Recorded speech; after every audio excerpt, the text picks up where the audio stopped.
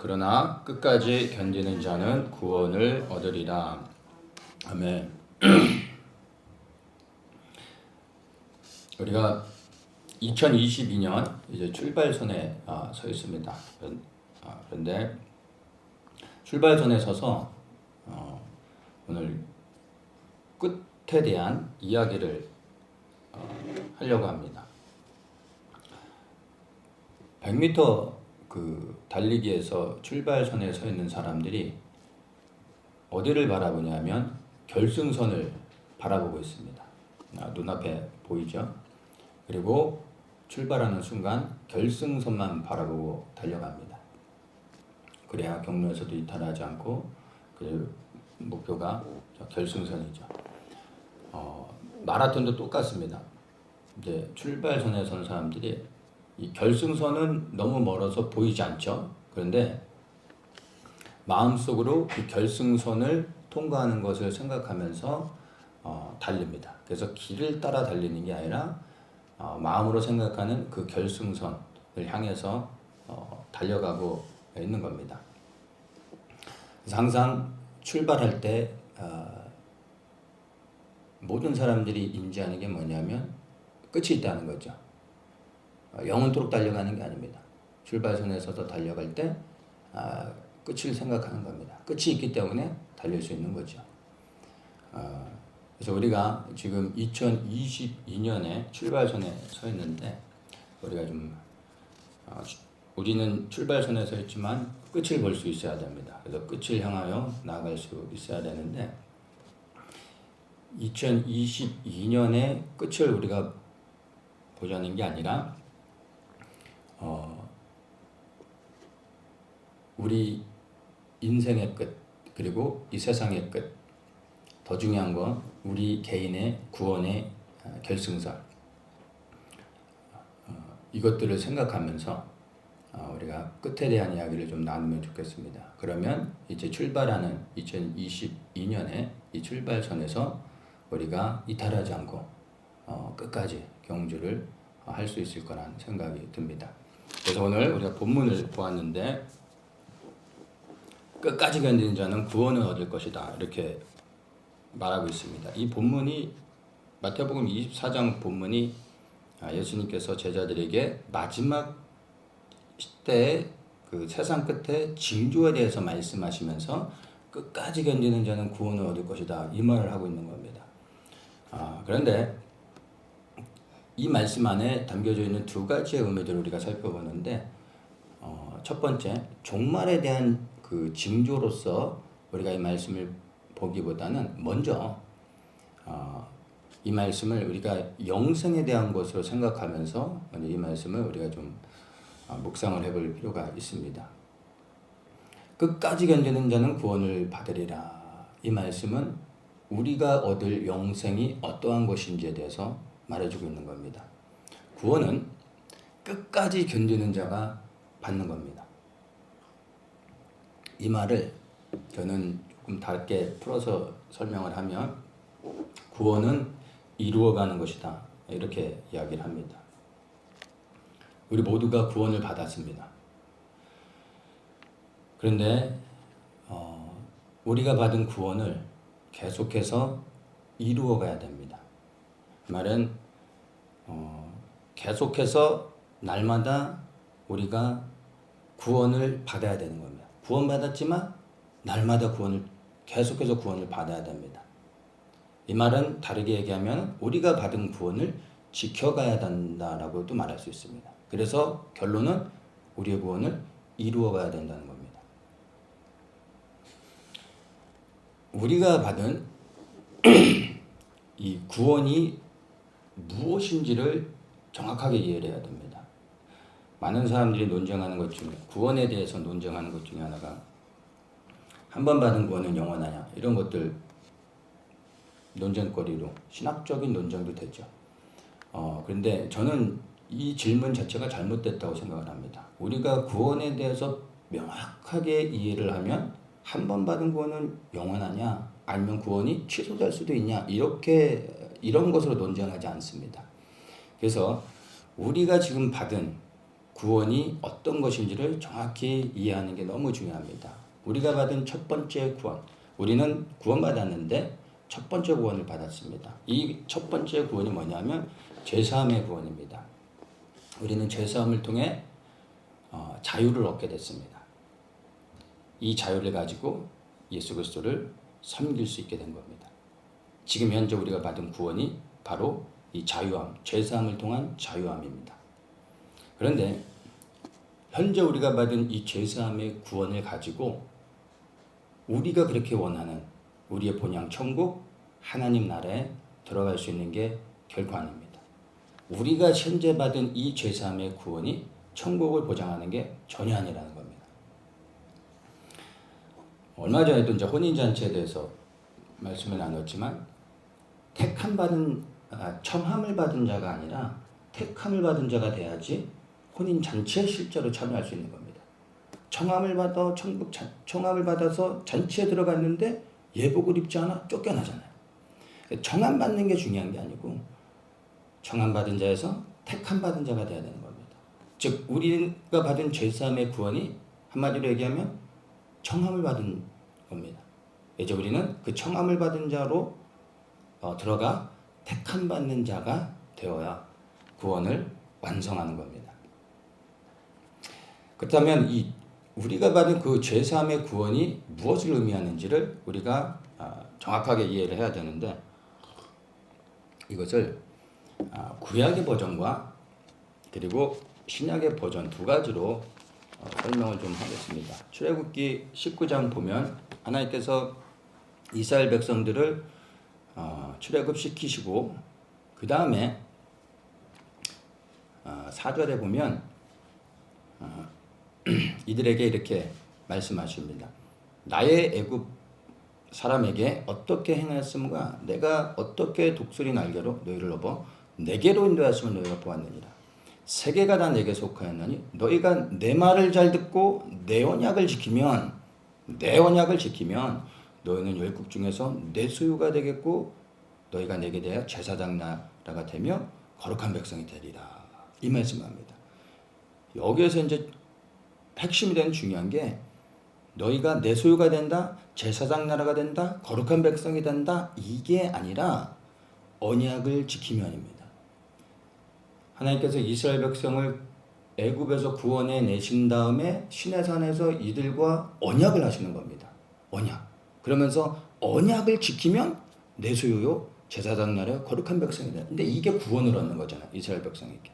그래서 언약을 지켜야지 제사장 나라요 거룩한 백성이 된다는 겁니다. 그렇다면 이 하나님께서 이스라엘 백성과 시내산에서 맺은 언약이 보다 더 구체적으로 무엇을 의미하는지를 우리가 정확히 이해를 해야 됩니다. 출애굽기 6장 7절에 보면은 하나님께서 모세에게 이제 바로에게 모세를 보내시면서 하시는 말씀입니다. 너희로 내 백성을 삼고 나는 너희 하나님이 되리니 나는 애굽 사람의 무거운 짐 밑에서 너희를 빼어내 너희 하나님 여호와인 줄 너희가 알지라. 이게 언약입니다. 뭐가 언약이냐고요? 너희로 내 백성을 삼고 나는 너희 하나님이 되리라. 이 말씀입니다.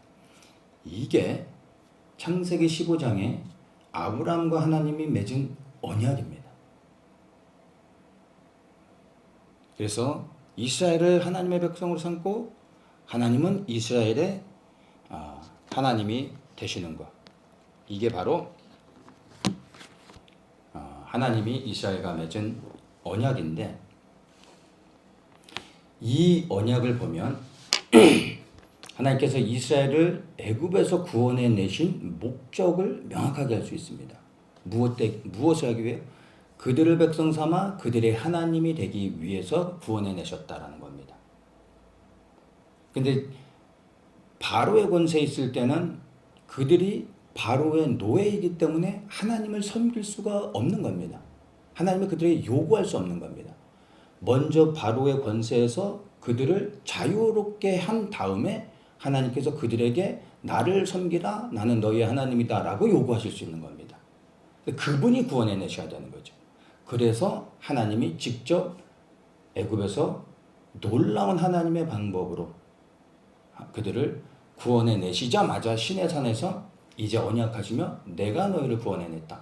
출애굽기 6장에서는 이게 장차 되어질 일을 미리 말씀하신 거죠.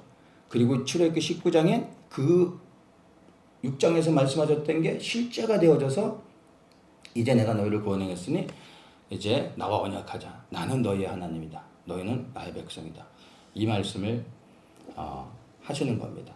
그러니까 이스라엘 백성들이 출애굽하여 홍해를 건너 이 광야로 나가서 바로의 권세로부터 이제 완전한 자유를 얻었다는 것은 자기들 마음대로 자유인으로 살아갈 수 있다는 의미가 아니라 이제 바로가 아닌 하나님을 섬길 수 있게 되어졌다는 것을 의미하는 겁니다.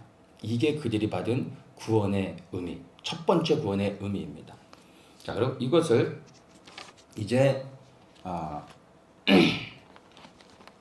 신약의 버전으로 한번 보겠습니다. 고린도 후서 5장 15절입니다. 신약의 버전으로 보면 이렇습니다. 저가 모든 사람을 대신하여 죽으심은 산자들로 하여금 다시는 저희 자신을 위하여 살지 않고 오직 저희를 대신하여 죽었다가 다시 사신 자를 위하여 살게 하려 함이니라. 너무나 분명하게 예수님께서 우리를 위하여 죽으신 이유를 명확하게 설명해 주고 있습니다. 무엇 때문에요? 예수 그리스도를 위하여 살게 하기 위해서 예수님이 우리를 위해 자신을 희생하셨다는 겁니다. 우리가 그 얻은 이 자유를 가지고 자유를 얻어서 우리 마음대로 행복하게 살라고 우리를 위해 희생하신 것이 아니라 바로 우리를 위하여 죽었다 다시 사신 자를 위하여 살게 하려 함이라. 즉 이분이 누구십니까? 우리를 위해 죽으셨을 뿐만 아니라 다시 부활하신 예수 그리스도, 그분을 위해 살게 하는 것이 우리를 위해 십자가에 못 박혀 돌아가신 그리스도의 뜻인 겁니다. 그러면 우리는 예수님이 우리의 죄를 대신하여 십자가에 죽으셔서 죄사함을 받았어요. 구속을 받았습니다. 구속이란 말의 의미가 뭐냐면은 이제 그리스도께 속했다라는 의미입니다. 우리가 받은 자유의 의미가 그겁니다. 우리는 우리 인생의 주인이 돼서 이제 우리 마음대로 원하는 대로 살아갈 수 있다는 게 아니라 우리가 그리스도께 속하는 은혜를 입었다. 우리가 얻은 자유는 우리 마음대로 할 수 있는 자유가 아니라 그 자유를 가지고 이제 우리가 마음껏 예수님을 섬길 수 있게 되어졌다라는 겁니다. 그래서 우리가 가진 자유를 가지고 이제 우리 스스로가 결단하여서 우리를 구원하셨을 뿐만 아니라 또 부활하심으로 우리의 왕이 되신 그리스도를 섬기는 것으로 우리 스스로가 결정하고 나가야 된다는 겁니다. 그래서 예수 그리스도의 죽으심은 우리의 죄사함입니다. 근데 우리는 여기서 멈추면 안 되고 예수 그리스도께서 부활하셨다라는 것을 생각하며 그 부활의 의미가 우리에게 무엇을 요구하고 있는지도 생각을 해야 되는 겁니다. 그분이 부활하셨기 때문에 이제 그분을 위해 살아야 된다는 겁니다. 많은 사람들이 십자가만 붙들고 살아갑니다. 죄사함의 은혜만 누리고 살아가죠. 근데 이것을 아셔야 돼요. 십자가는 죄사함의 은혜가 있습니다. 죄를 사해 주는 겁니다. 그러나 십자가는 죄를 이기는 능력은 없습니다. 부활하신 예수 그리스도께 속하여 예수 그리스도께 순종하며 살아갈 때 비로소 죄를 이길 수 있는 능력을 우리의 주인 되신 그리스도 안에서 성령의 도우심을 통하여 우리가 얻고 그리고 죄를 이기며 나아가며 우리의 구원을 이루어 갈 수 있는 겁니다. 그래서 예수님의 죽으심은 우리의 죄사함이요 그리고 예수님의 부활은 우리의 왕되심을 위한 겁니다. 그래서 우리는 항상 십자가만 바라봐서는 안 되고 십자가를 넘어 그분의 무덤에서 3일 만에 부활하셔서 빈 무덤이요 그분이 살아계시다라는 것을 생각하며 살아계신 그리스도께 우리를 원하신 살아계신 그리스도를 위하여 삶을 드리며 나아가야 된다는 겁니다. 고린도전서 6장 19절에 보면 너희 몸은 너희가 하나님께로부터 받은 바 너희 가운데 계신 성령의 전인 줄을 알지 못하느냐? 너희는 너희 것이 아니라 값으로 산 것이 되었으니 그런즉 너희 몸으로 하나님께 영광을 돌리라. 이렇게 말씀합니다. 너희는 너희의 것이 아니다. 이 말씀의 의미가 뭐냐면 너희가 죄사함을 받아 자유를 얻었는데 이 자유가 너희를 위한 게 아니다. 값으로 산 것이 되었다. 우리가 물건을 사기 위해서는 돈을 주고 돈을 지불해야 그것이 나의 것이 됩니다. 그리고 내가 마음대로 사용할 수 있는 거죠. 예수님께서 우리를 얻기 위해 값을 치르셨습니다. 그 값이 뭐예요? 우리를 구원하기 위해, 우리를 얻기 위해, 우리를 종으로 삼기 위해 그분이 치르신 값이 그분의 생명이라는 겁니다. 근데 그분이 생명을 들여 우리를 구원하셨는데 부활하지 못하셨다면 우리는 섬길 주인이 없는 겁니다. 우리 마음대로 살아도 됩니다. 근데 우리 마음대로 사는 게 뭡니까? 그게 죄잖아요. 그리고 결국은 지옥 가는 거잖아요. 예수님이 우리를 위해 죽으셨지만 그분이 부활하지 못하셨으면 우리는 또 다시 사망을 당할 수밖에 없는 겁니다. 그래서 십자가도 너무나 감사한 것이지만 부활은 더욱더 감사한 겁니다. 그분이 사셨기 때문에 우리는 그분을 섬길 수 있게 되었고 그분을 섬길 때 우리가 원하는 그 영원한 구원을 얻을 수 있게 됩니다. 그래서 이 고린도전서 6장 19절에서 말하는 너희는 너희 것이 아니다. 값으로 산 것이 되었다. 이거 분명히 기억해야 됩니다. 우리가 예수 그리스도의 십자가의 구원을 믿는다면 이제 나는 내가 아닌 그리스도께 속했다는 것을 고백하고 그러면 우리의 왕 되신 예수 그리스도를 위해 이제 우리의 삶을 드리며 살아가야 되는 겁니다. 그래서 우리가 사망의 권세에서 죄사함을 받았다. 구원을 받았다. 라는 것은 예수님께 속한 것을 의미합니다. 그래서 한 번 받은 구원은 영원하냐 라고 말할 때 이 전제로 얘기한다면 이 한 번 받은 구원은 첫 번에 받은 구원을 이야기하는 겁니다. 이 구원이 뭐예요? 죄사함의 구원. 그 다음에 이제 그 구원을 이루어가기 위해서는 우리의 왕 되신 그리스도께 날마다 순종하며 살아가야 된다는 거예요. 하루 이틀이 아니라 1년이 아니라 이 땅에 우리의 삶이 멈춰지는 그 순간까지 끊임없이 그리스도께 순종하며 살아가야 우리의 구원이 완성 되어지는 겁니다. 그래서 우리는 제사함의 구원을 받았지만 예수님을 주인으로 계속해서 지속적으로 끊임없이 그리고 끝까지 섬기지 않으면 천국에 들어가지 못한다는 것을 분명히 기억해야 됩니다. 잠깐 몇 년 아주 진하게 열심히 섬겨서 들어갈 수 있는 게 천국이 아니라 무엇을 얘기합니까? 끝까지 그분만을 섬겨야 구원을 얻는다는 겁니다. 그래서 어느 누구도 저를 비롯해 여기 있는 모든 사람들, 교회 안에 있는 모든 사람들 우리가 구원을 받았지만 그 구원은 죄사함의 구원인 걸 반드시 기억하시고 어느 누구도 나는 천국에 들어간다라고 말할 수 없습니다. 보장되어진 사람은 아무도 없다는 겁니다. 그러면 죽을 때 봐야 된다. 그런 아무도 모르는 거냐? 두려운 가운데 살아야 되냐? 아니죠.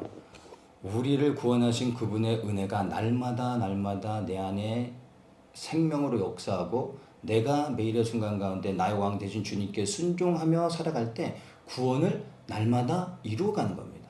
그래서 매일 구원을 받아야 되는 거예요. 매일 그분이 나의 주인이 되신다는 거예요. 매일 죄사함을 받아서 자유를 얻으라는 게 아니라 그것은 한 번에 되어지는 거예요. 우리가 매일 받아야 되는 구원은 이제 그분이 우리의 왕이 되도록 해야 되는 거예요.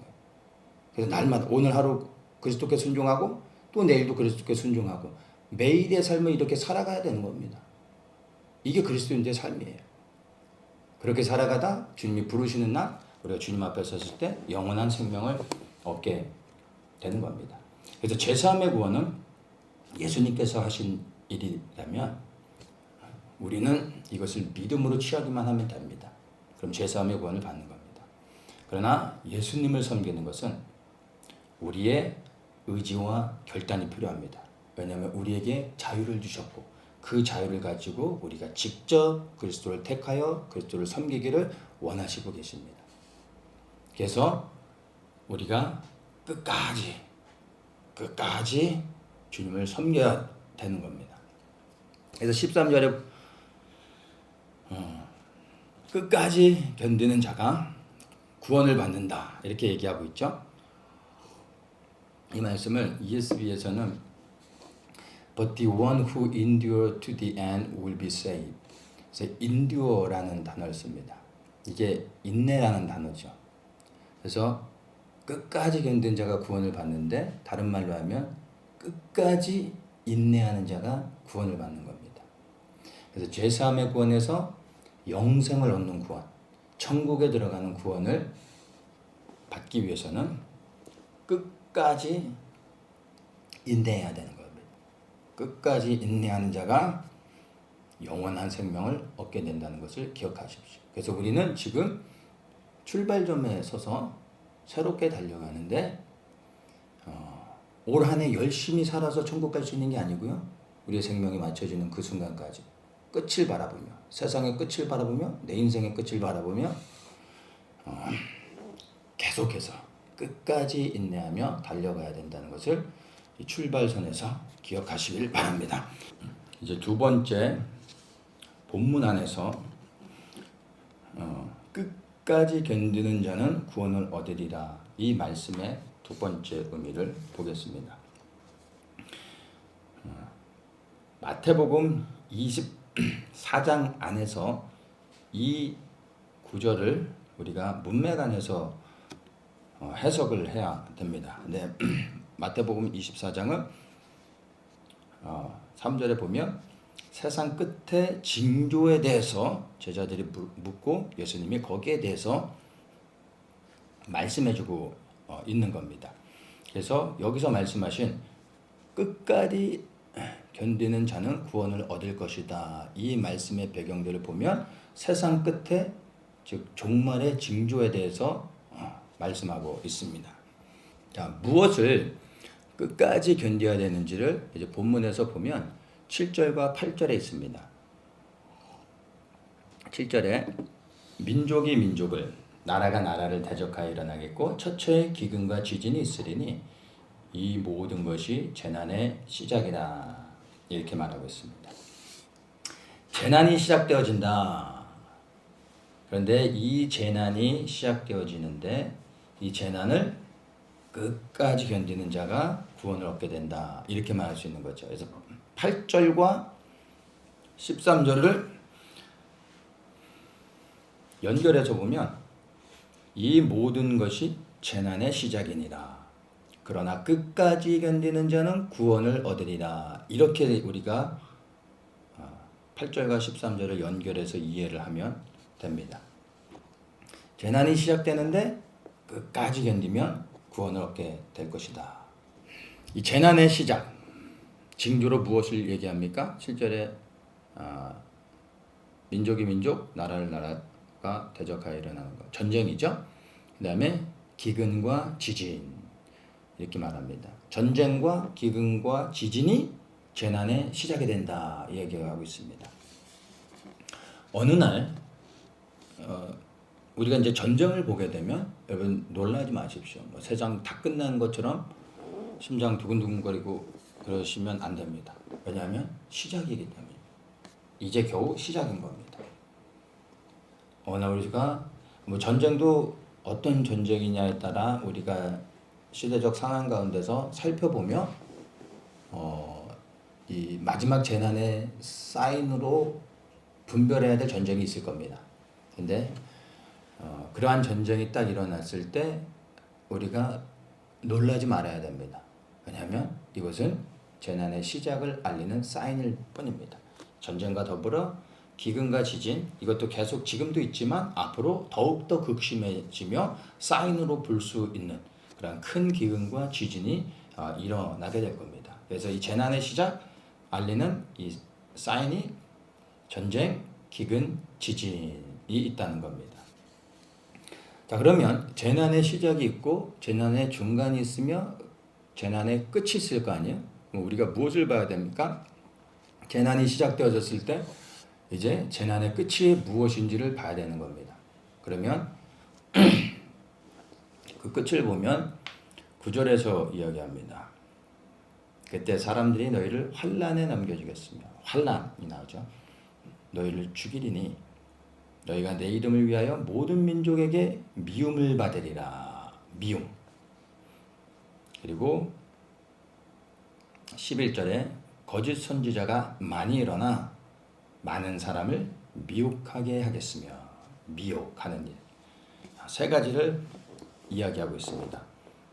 이제 재난, 전쟁과 기근과 지진을 통해 재난이 시작되어지는데 그러면서 재난의 마지막 끝을 향해 갈 때는 어떤 일들이 일어나냐면 환난, 미움, 미혹, 이 세 가지의 일들이 있다는 겁니다. 여기서 환난은 핍박을 의미하는 거죠. 전쟁도 환난이 되어질 수 있다고 볼 수 있는데 이 구절에서 말하는 환난은 그런 환난이 아니에요. 재난에 대한 게 아닙니다. 이 환난은 핍박을 의미하는데 보다 더 구체적으로는 이 핍박은 예수님을 믿는 것 때문에 세상으로부터 받는 실질적인 그 고난을 의미합니다. 예수님을 믿으니까 이제 마켓도 못 가고 사고 파는 것도 안 되고 정상적인 생활을 못 하고 감옥에 들어가고 그리고 목이 잘리는 예수 그리스도를 믿는 것 때문에 당하는 실질적인 핍박을 의미하는 겁니다.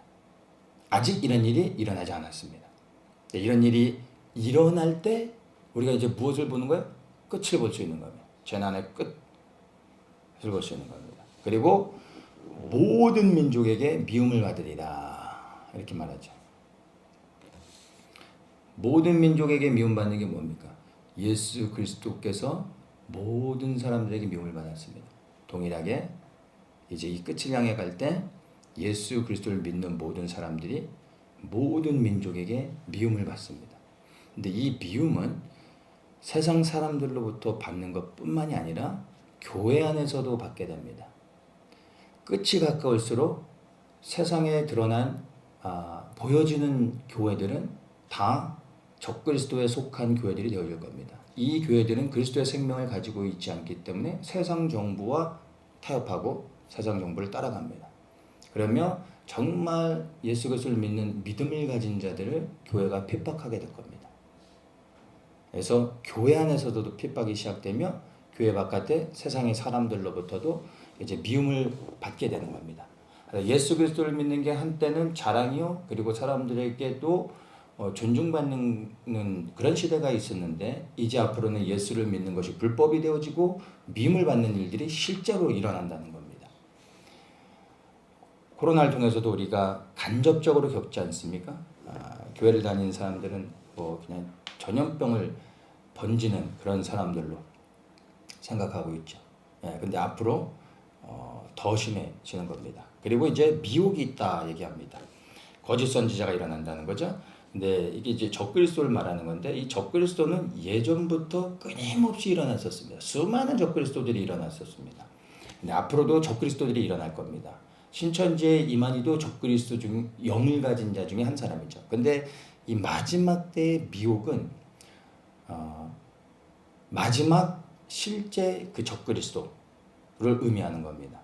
그래서 이 적그리스도가 나타날 때 수많은 사람들이 미혹되어져서 그 사람을 이 적그리스도를 따르게 되는 겁니다. 그리스도인 것으로 속아서 따르게 되면서 마지막으로 받는 이 시험이 바로 이 미혹입니다. 그래서 환난보다도 미움을 받는 것보다도 더 위험한 것이 마지막에 미혹을 통해 넘어간다는 거예요.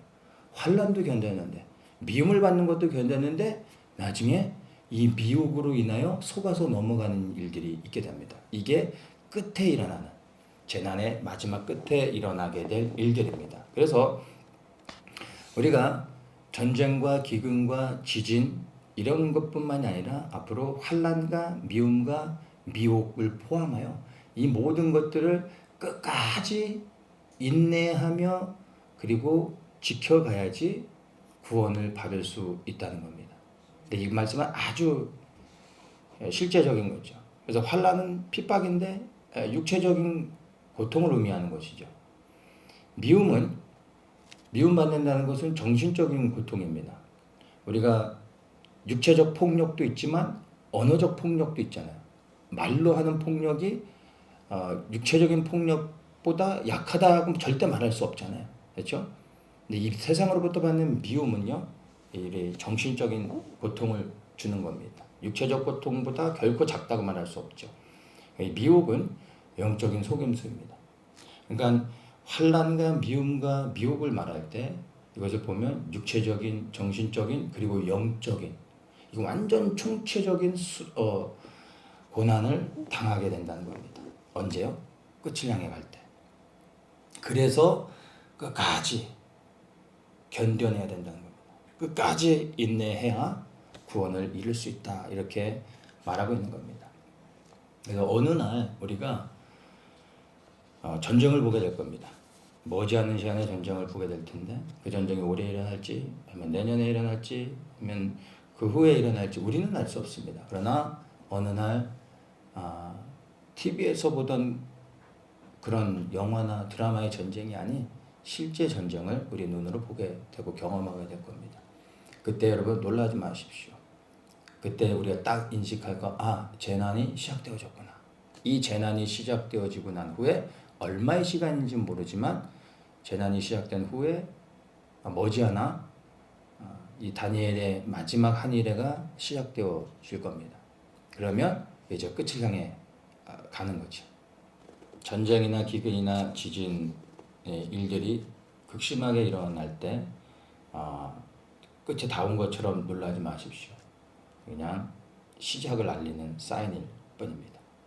그리고 아직 이 마태복음 24장의 재난의 시작은 아직 일어나지 않았다는 것을 분명히 여러분이 알고 있어야 됩니다. 그냥 다만 이런 재난이 시작되어질 때 우리는 환난과 미움과 미혹의 일들이 앞으로 있을 것을 예상하며 우리가 이제 저 끝을 바라보며 끝까지 인내하는 마음을 준비해야 되는 겁니다. 그리고 지금 2022년에 우리가 출발선에 서 있는데 2022년에 그 마지막 끝자락 12월을 우리가 바라보는 게 아니라 2022년에 출발선에 서 있지만 이 세상의 끝 그리스도의 재림까지 생각하며 우리가 세상 끝을 바라보며 출발선에 서 있다. 그래서 우리가 결승선 2022년의 결승선이 아닌 세상 끝에 그 결승선을 바라보며 우리의 마음으로 생각하며 우리가 지금 준비해야 됩니다. 그래서 결승선을 바라보며 인내로 준비하십시오. 그리고 끝까지 인내하며 끝을 향하여 흔들림 없이 달려가는 모든 성도님들 되시기를 예수님의 이름으로 축복합니다.